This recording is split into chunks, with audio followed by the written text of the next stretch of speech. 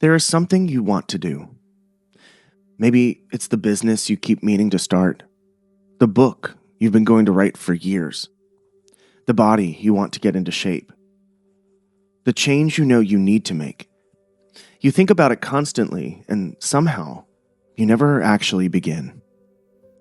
You research it, you plan it, you tell yourself you will start next week, next month, once things settle down.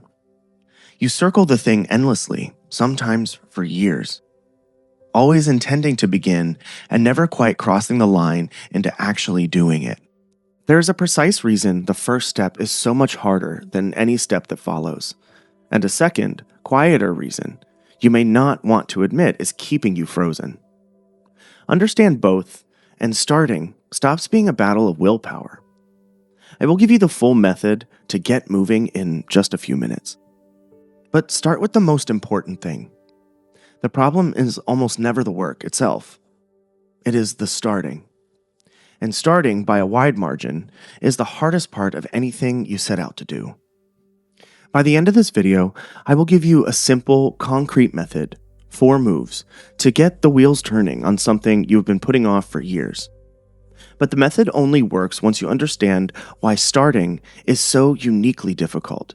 So let's take that apart first. And if you have already decided what you want and still cannot begin, this is the missing piece. Deciding is one problem. Acting on the decision is an entirely separate one. And it defeats plenty of people who long ago figured out exactly what they want. And here's the part that should reframe how you see your own inability to start. The more a thing genuinely matters to you, the harder it will be to begin. The size of the resistance is a measure of how much you care, which means your struggle to start is evidence the thing is worth starting, not evidence you should let it go.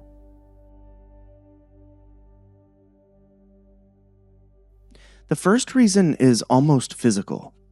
Think about how much force it takes to push a heavy, stationary object into motion, compared to how little it takes to keep it rolling once it's already moving.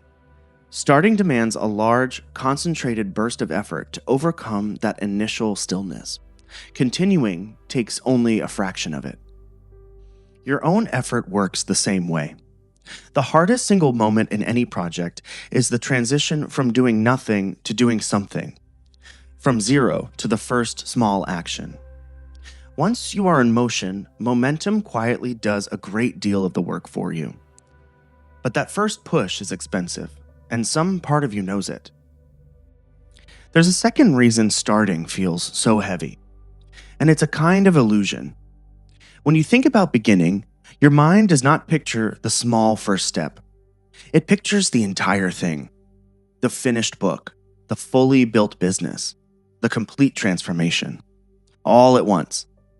You feel the weight of the whole mountain at the exact moment you are only being asked to take one step onto it. No wonder you freeze. You are trying to lift the entire future in a single motion, when all that is ever actually required of you is the next concrete action. The task is not as large as it feels. Your mind has simply collapsed the whole of it into the moment of starting.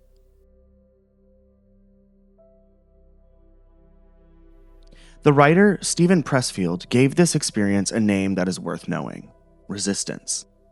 He described it as the predictable, universal force that rises up to oppose any attempt to do something meaningful, to create, to grow, to change, to improve your own life.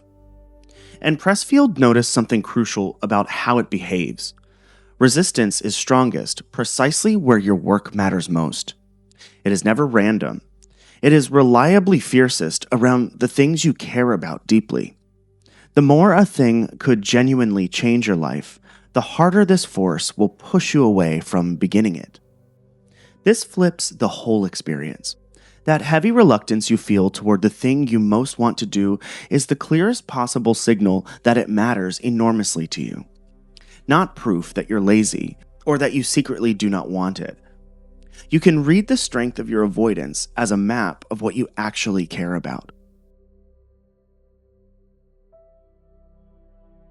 Now, to the second, more subtle reason I mentioned earlier, the one that is harder to admit.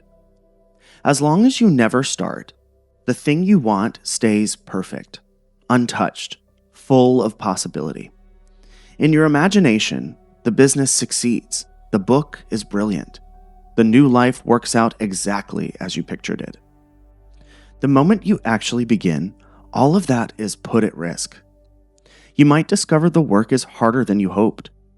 You might find you are not as talented as you needed to be. You might try with everything you have and still fall short. Starting exposes the dream to reality, and reality can be unforgiving. So not starting quietly becomes a form of protection. An unstarted dream can never fail.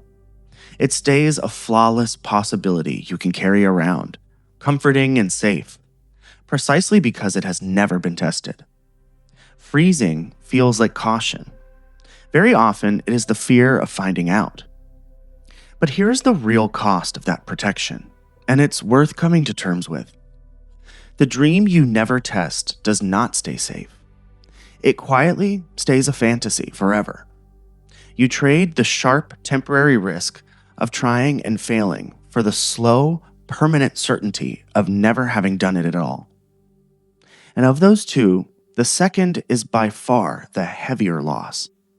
So the real question is more simple than whether you are capable of the thing. It is only whether you are willing to trade a perfect fantasy for an imperfect attempt.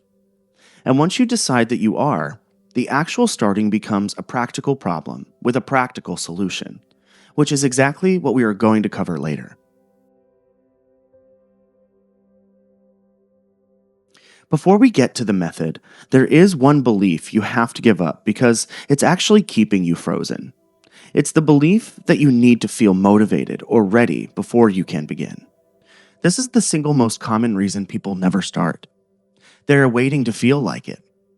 Waiting for a surge of motivation, a burst of confidence, the moment when they finally feel ready.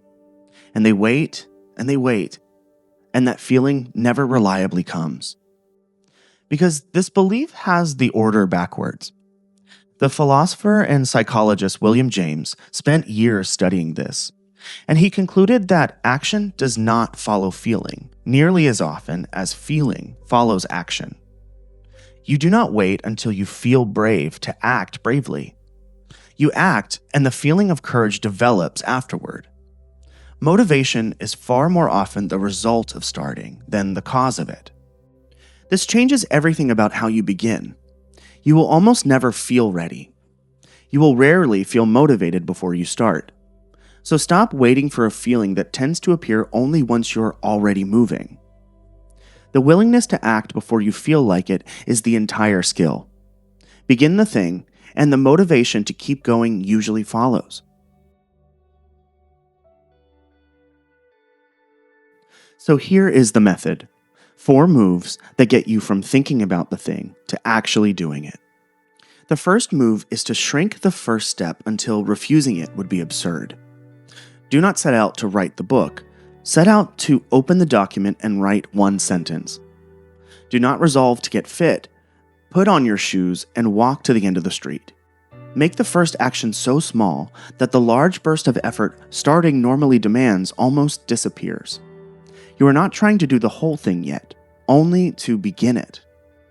The second move is to schedule the start, not the outcome. Do not commit to finishing or to how well it goes.